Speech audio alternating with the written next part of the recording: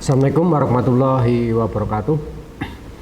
Bertemu kembali dengan TV SMP Negeri 1 Ponorogo bersama saya Pak Ahmad Solikin dalam pembelajaran IPS kelas 8 semester 2 tahun pelajaran 2020-2021.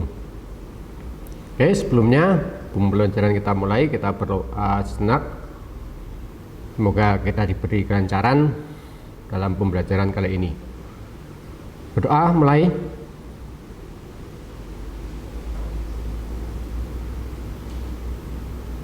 Selesai. Ya. Silakan kalian disiapkan dulu bukunya. Kelas 8 halaman 166 ya, halaman 166 buku paket.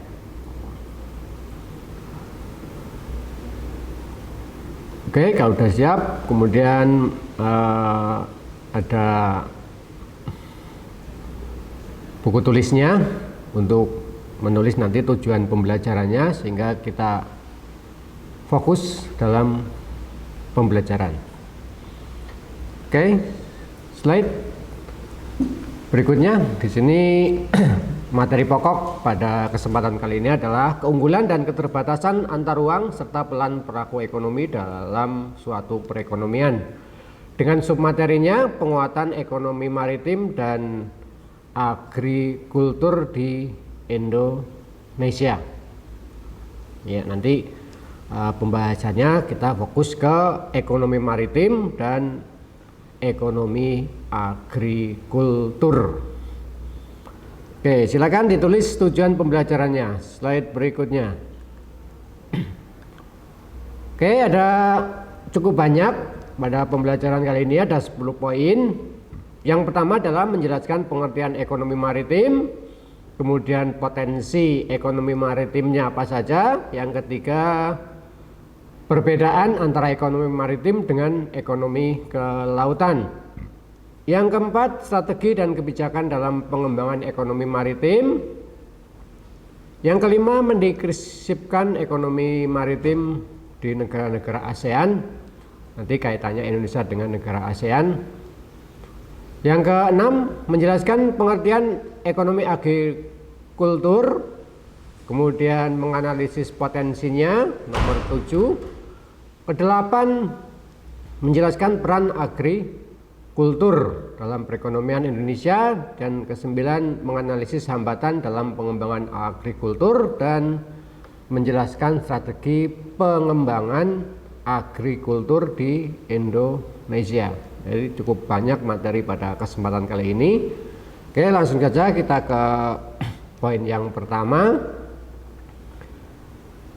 Ya, gambar. Ya, Pak Guru sajikan gambar dulu sehingga kalian bisa ada gambaran bagaimana ekonomi maritim di Indonesia dan ekonomi kelautannya.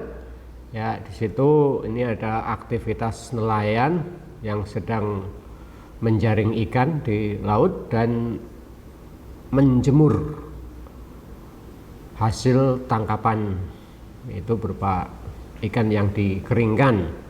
Oke, slide berikutnya. Sini ada gambar rumput laut. Ya, ini salah satu potensi kelautan di Indonesia, adanya rumput laut yang digunakan sebagai bahan pangan dan obat-obatan. Oke, slide berikutnya. Nah, ini sektor pariwisata bahari dengan keindahan alam bawah lautnya yang luar biasa di Indonesia. Ini potensi yang sangat luar biasa, potensi bawah laut. Oke, slide berikutnya. Nah, ini juga kapal yang berlayar di laut. Ini salah satu potensi kemaritiman Indonesia adalah transportasi laut.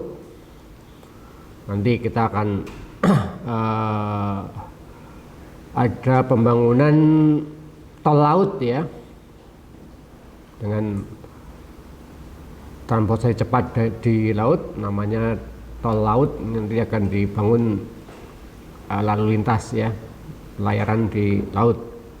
Oke, slide berikutnya ini ada petani ya, petani memanen padi di sawah. Ini masih dengan teknologi yang sangat sederhana. Ini salah satu nanti hambatan dalam pengembangan potensi agrikultur atau pertanian yang masih dengan menggunakan teknologi yang sederhana.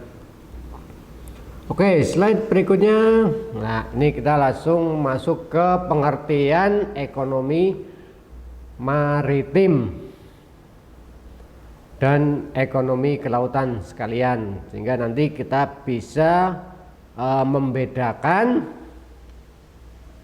antara ekonomi maritim dan ekonomi kelautan.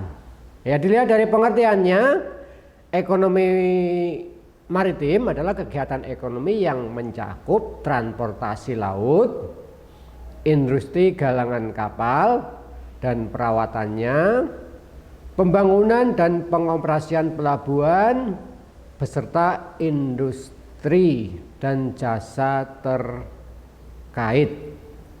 Ya, ekonomi maritim ini yang mendukung ya, nanti yang mendukung ekonomi kelautan ya.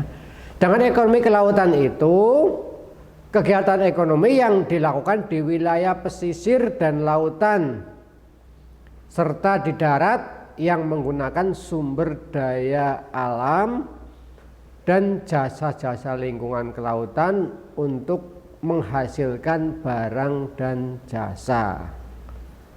Ya, ini jadi ekonomi maritim itu mendukung ekonomi kelautan yang menghasilkan barang dan jasa, misalnya ikan ya, itu dihasilkan oleh ekonomi kelautan. Kemudian transportasinya atau mungkin ada industrinya, ada industri pengawetan ikan dan lain sebagainya, itu didukung oleh ekonomi maritim. Oke, slide berikutnya. Ya, ini untuk gambarannya ada 5 kegiatan ekonomi itu nanti masuk ke dalam ekonomi maritim atau ekonomi kelautan. Yang pertama, ya, nelayan mencari ikan di laut. Itu contoh dari ekonomi kelautan. Karena nelayan merupakan kegiatan ekonomi yang dilakukan di wilayah pesisir dan lautan. Ya, ini nelayan mencari ikan di laut ini menghasilkan barang.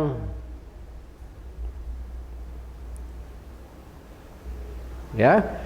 Kemudian ada nomor 2, usaha pengawetan ikan di pantai. Ini adalah ekonomi kelautan. Ya.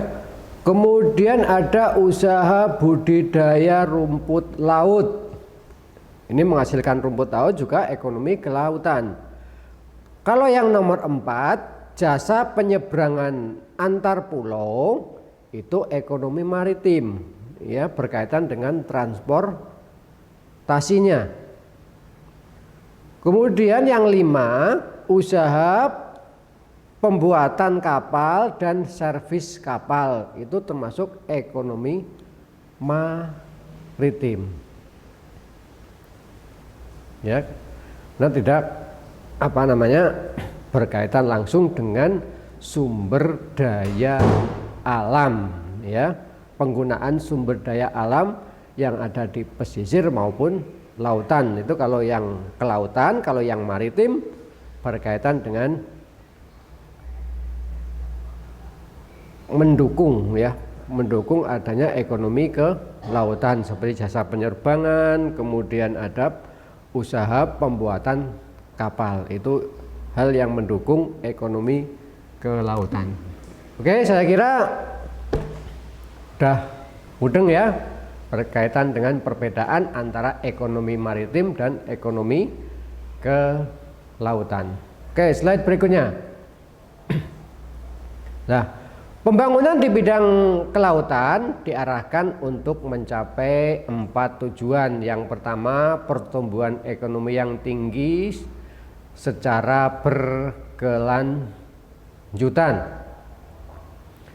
dan peningkatan kesejahteraan seluruh pelaku usaha, khususnya para nelayan, pembudidaya ikan, ada yang di laut ada tambak ikan ya.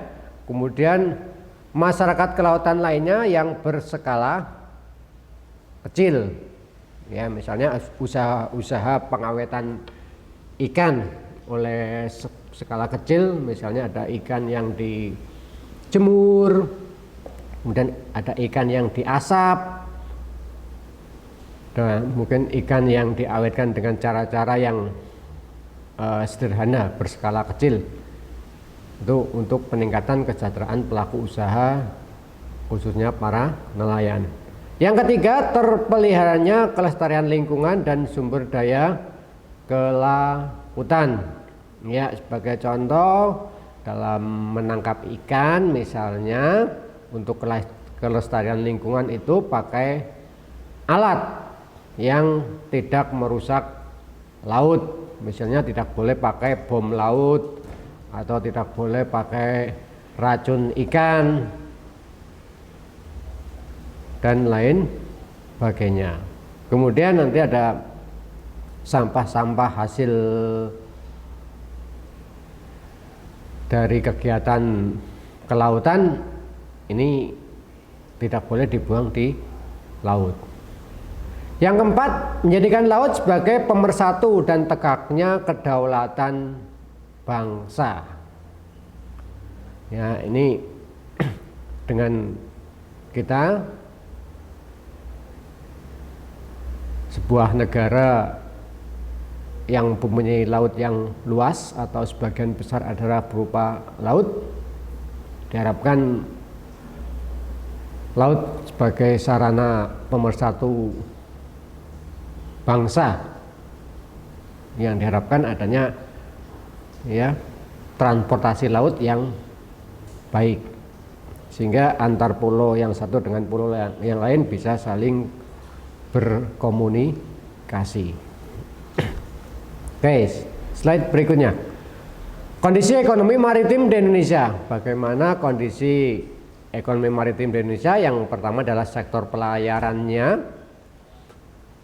Ini sistem pelabuhan Indonesia ini masih pelabuhan kecil ya, pelabuhan kecil yang merupakan cabang atau ranting dari pelabuhan besar di Singapura atau pelabuhan-pelabuhan luar negeri lainnya. Jadi pelayaran di Indonesia itu relatif masih kecil, bukan pokoknya dalam lalu lintas pelayaran internasional. Sehingga ini perlu dikembangkan industri galangan kapal di Indonesia, sehingga Indonesia ini sebagai wilayah yang sangat strategis ini menjadi pelabuhan-pelabuhan di Indonesia ini berarti pelabuhan internasional. Yang kedua, sektor perikanan. Potensi ikan di Indonesia sangat besar. Sepantasnya Indonesia menjadi negara industri perikanan terbesar di Asia. Ya, karena wilayah lautan Indonesia yang luas, dengan laut Indonesia yang dangkal. Ya, seperti kita ketahui, di sebelah barat ada dangkalan Sunda, di sebelah timur ada dangkalan Sahul. ini berpotensi terdapat banyak ikan, ya, potensinya banyak ikan karena sinar matahari langsung menembus sampai dasar laut sehingga ikan banyak atau suka bertempat tinggal di daerah yang dangkal. Namun demikian, kontribusi sektor perikanan terhadap pendapatan nasional itu masih rendah. Ini kondisi ekonomi maritim Indonesia seperti itu. Jadi Indonesia banyak ikannya, sumber daya alamnya luar biasa, tetapi belum dikelola secara maksimal. Ya, banyak ikan tapi yang ditangkap masih sedikit. Nah, yang ketiga, sektor pariwisata bahari. Ini pengembangan pariwisata bahari ini mempunyai dampak positif dalam tumbuh kembangnya jiwa bahari. Nah, jiwa dan budaya bahari. Sehingga memberikan efek ganda dalam mendorong terwujudnya negara maritim yang tangguh. Ya, namun Indonesia mempunyai laut yang luas, tetapi dikatakan negara Indonesia bukan negara maritim, tapi negara agraris, karena sektor pertanian yang lebih diunggulkan daripada sektor perikanan.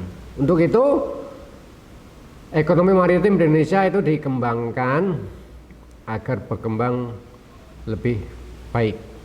Ya, salah satunya adalah sektor pariwisata bahari.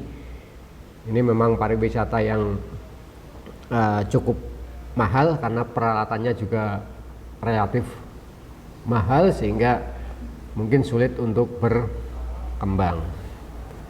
Oke, kita lanjut ke slide berikutnya. Ini ekonomi maritim di wilayah Asia Tenggara ini terus berkembang dan berkembang berkaitan dengan pengaruh lingkungan strategis dalam fenomena maritim dunia. Ini Indonesia yang punya laut teritorial yang luas, yang berbatasan dengan negara-negara di Asia Tenggara. Ya, kadangkala batasnya itu tidak tepat, sehingga perlu adanya koordinasi negara-negara ASEAN mengenai batas laut sehingga tidak saling tumpang tindih tentang pengakuan wilayah laut di Asia Tenggara. Oke, lanjut. Ya, ini strategi dan kebijakan pengembangan ekonomi maritim di Indonesia. Apa strateginya? Yang pertama adalah kebangkitan ekonomi kelautan di Indonesia ditandai dengan perubahan paradigma pembangunan nasional dari pembangunan berbasis daratan menjadi pembangunan berbasis kelautan.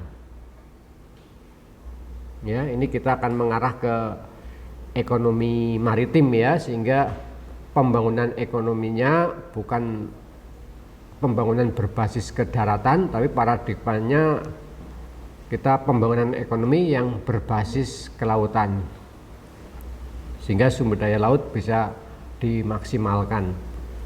Untuk itu muncul kebijakan yang kedua, yaitu memacu percepatan pengembangan infrastruktur dan ketersambungan maritim. Misalnya membangun tol laut, yang tadi saya sampaikan, membangun tol laut.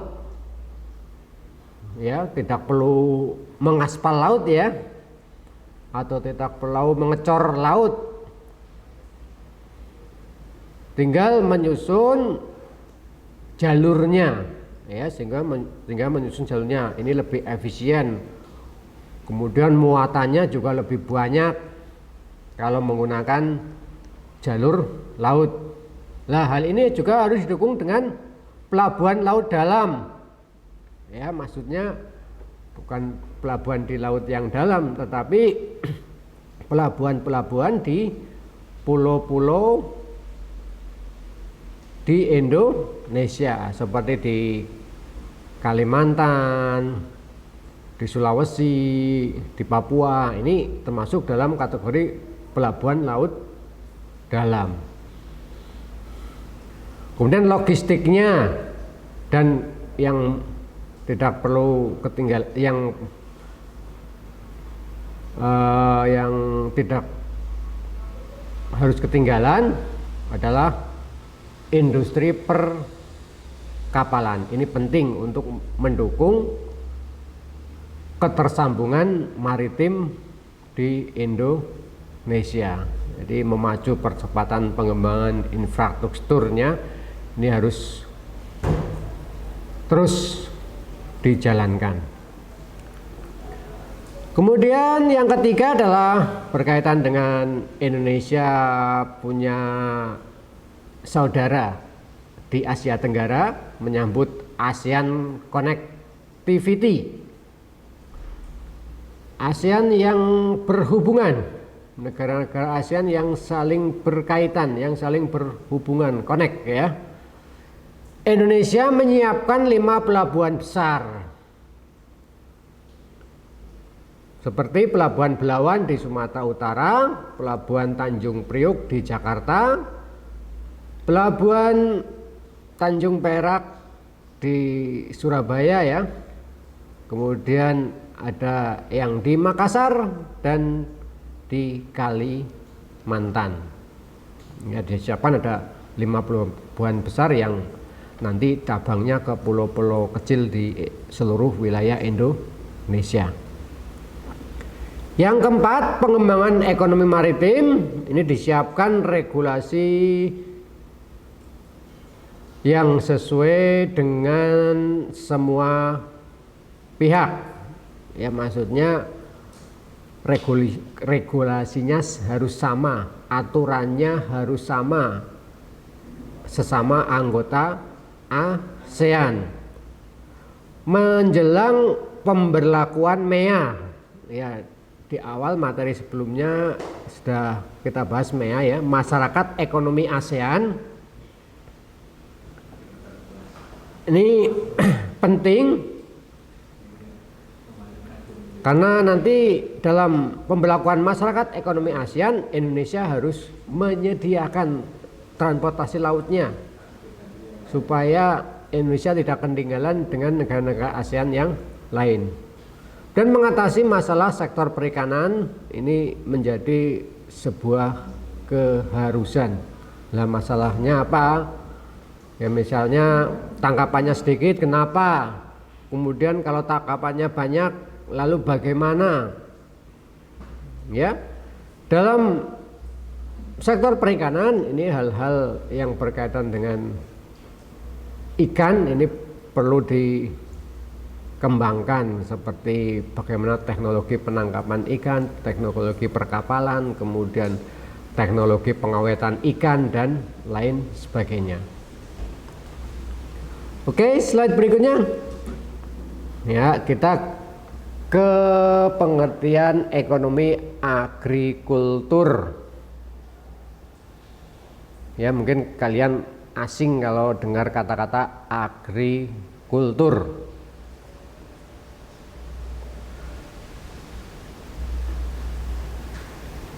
Ya, kalau ekonomi agrikultur itu merupakan upaya peningkatan perekonomian dengan memberdayakan sektor pertanian.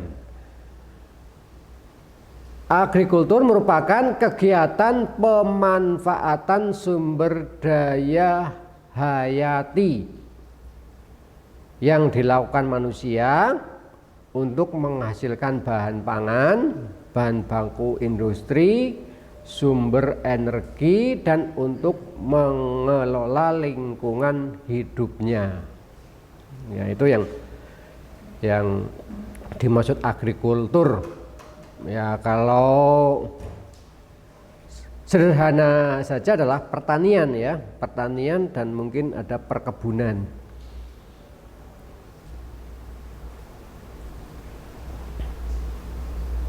Oke. Kegiatan pemanfaatan sumber daya hayati yang termasuk dalam agrikultur itu diantaranya budidaya tanaman, kemudian bercocok tanam, atau pembesaran hewan ternak. Ya, ini yang termasuk kegiatan dalam agrikultur. Oke, slide berikutnya. Potensinya. Indonesia berpotensi dalam hal ini produk pertanian seperti pertanian segar berupa buah-buahan dan sayuran. Ini potensinya luar biasa. Punya sumber daya alam berupa tanah yang subur dan iklim yang mendukung, sehingga buah-buahan dan sayur-sayuran ini potensinya luar biasa. Dan produk lain selain buah-buahan dan sayuran ada rempah-rempah. Ini rempah-rempah dulu merupakan sesuatu yang sangat menarik, kebanggaan Indonesia, sehingga banyak orang asing yang datang ke Indonesia untuk mencari rempah-rempah karena sebagai bumbu masakan dan obat-obatan. Serta yang tidak kalah penting ada bahan bakar nabati, BBN. Ya, dulu pada masa pendudukan Jepang ada memanfaatkan biji pohon jarak untuk jadikan bahan pelumas atau oli ya, bahan pelumas atau oli. Nah, ini salah satu pemanfaatan bahan bakar nabati. Dan yang kedua, potensinya di bidang tanaman pangan. Indonesia memiliki tanaman yang unggul ya, seperti padi. Ini cocok ditanam di Indonesia. Kedelai, kacang tanah, ubi kayu, dan berbagai varietas lainnya. Seperti kalian ini kenal ya yang namanya tanaman pangan yang ditanam oleh orang tua kalian. Ya, ada jagung, cabai, kacang panjang. Ini contoh tanaman pangan yang potensinya luar biasa di Indonesia. Dan berikutnya, sektor pertanian di Indonesia merupakan kontributor besar dalam pendapatan nasional. Ya, separuh lebih ekonomi Indonesia didukung oleh sektor pertanian. Samping itu juga menyerap tenaga kerja, kemudian untuk penyediaan pangan dan penyedia bahan baku industri. Oke, itu potensi agrikultur di Indonesia. Lalu peran agrikultur di Indonesia ini merupakan sektor primer ya, atau pokok dalam perekonomian Indonesia. Ya, hampir setengahnya ekonomi Indonesia itu didukung oleh sektor pertanian. Bahkan agrikultur juga berperan sebagai penghasil devisa negara melalui kegiatan ekspor. Yang kedua, potensi sumber daya alam yang besar dan beragam. Ini merupakan pangsa terhadap pendapatan nasional yang cukup besar. Ini terhadap ekspor nasional. Ini juga besarnya penduduk Indonesia yang menggantungkan hidupnya pada sektor ini, sektor agrikultur ini, banyak penduduk Indonesia yang masih fokus bidangnya di sektor pertanian. Juga perannya dalam ekonomi Indonesia adalah menyediakan pangan bagi masyarakat. Peran yang terakhir adalah menjadi basis pertumbuhan ekonomi di pedesaan. Ya, ini peran yang luar biasa agrikultur di Indonesia atau khususnya pertanian. Oke, slide berikutnya. Ini hambatannya.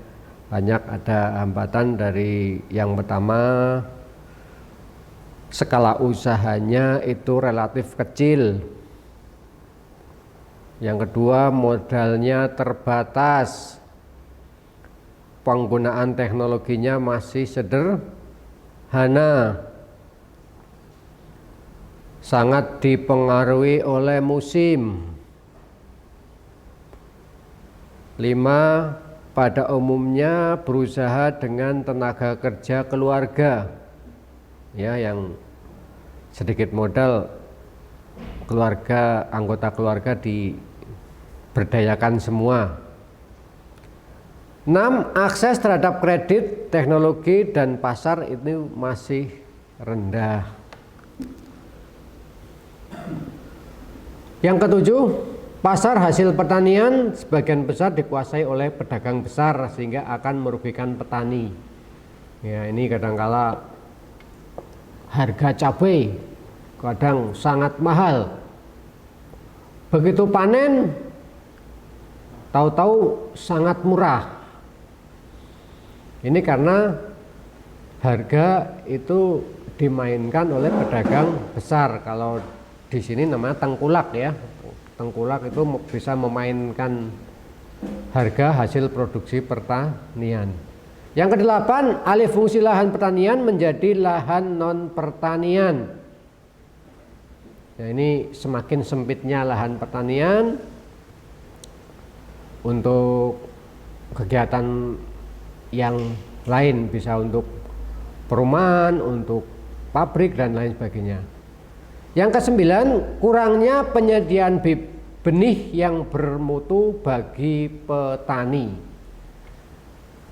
Ya, misalnya sekarang untuk padi saja, ya, padi ini benihnya yang bermutu masih sangat sedikit, sehingga petani itu nanam padinya masih, ya, istilahnya benih apa adanya, benih yang turun temurun, belum dikembangkan varietasnya, ya. Namun sekarang ada varietas-varietas baru yang masih sedikit jumlahnya sehingga harganya sangat mahal.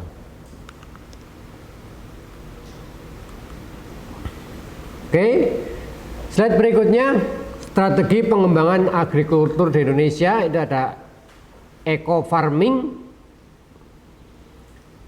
merupakan peningkatan sistem budidaya di sektor pertanian yang ramah lingkungan dan terintegrasi dengan kearifan lokal di setiap daerah di Indonesia. Ya, pertanian yang ramah lingkungan, budidaya yang ramah lingkungan. Misalnya pertanian, pembukaan lahan jangan sampai dengan jalan pembakaran hutan, itu tidak boleh. Kemudian kalau misalnya di lahan miring dengan teknologi yang terasering, ya, berundak-undak sehingga lingkungannya aman, tidak terjadi longsor. Ini strategi eco farming ini penting dalam budidaya pertanian. Yang kedua, distribusi pupuk secara merata. Ini langkahnya dengan menghitung kebutuhan pupuk dalam per hektar selama 1 tahun, itu kebutuhan pupuknya berapa, kemudian nanti sehingga stoknya ini sesuai dengan kebutuhan petani. Ya, kadangkala sekarang ya kalau musim tanam ini distribusi pupuk ini kadang tersendat, mencari pupuknya sulit. Ini nanti tidak baik bagi lahan pertanian atau tidak baik bagi tanaman. Pupuknya terlambat, ini juga efeknya tidak bagus. Sehingga distribusi pupuk secara merata ini salah satu strategi dalam pengembangan agrikultur di Indonesia. Yang ketiga, perbaikan irigasi. Ya, pertanian ini tidak lepas dari sistem irigasi yang diterapkan. Kalau irigasinya bagus, maka pertaniannya juga akan maksimal. Sehingga perlu ada perbaikan saluran irigasi dan bahkan mungkin pengadaan irigasi baru yang baik untuk sektor pertanian. Oke, saya kira itu. Sekarang yang terakhir ada ya saya cuplik dari buku paket. Ini ada, kalian bisa renungkan. Itu ada gambar lahan pertanian yang diuruk. Akan didirikan bangunan pabrik. Ya, ini hal yang ironis. Mengembangkan sektor yang lain, tetapi sektor yang lain dirugikan.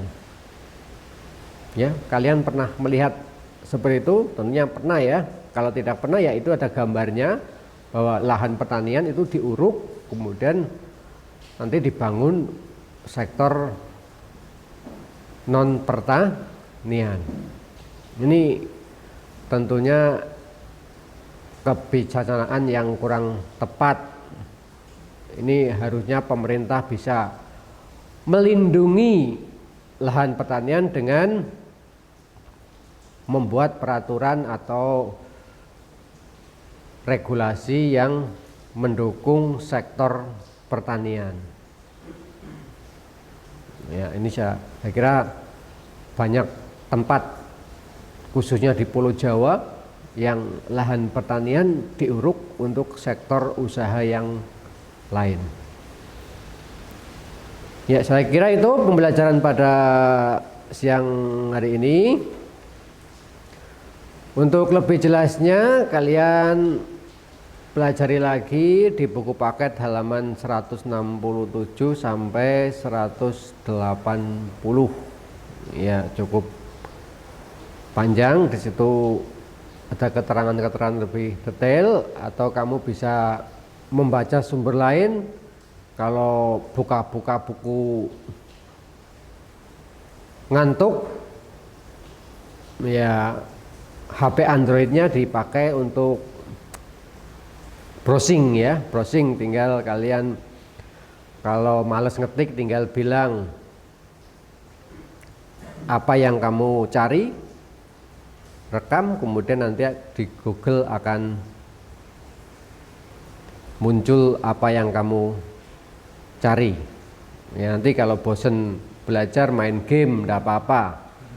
Nanti kalau sudah, ya kalau buat hiburan enggak apa-apa sebentar, jangan untuk pokok ya, gamenya bukan untuk pokok tapi untuk hiburan saja, nanti belajar lagi. Saya kira itu pembelajaran pada kesempatan kali ini mengenai penguatan ekonomi maritim dan agrikultur di Indonesia. Ya, terima kasih. Tetap semangat belajar, jaga kesehatan. Wassalamualaikum warahmatullahi wabarakatuh.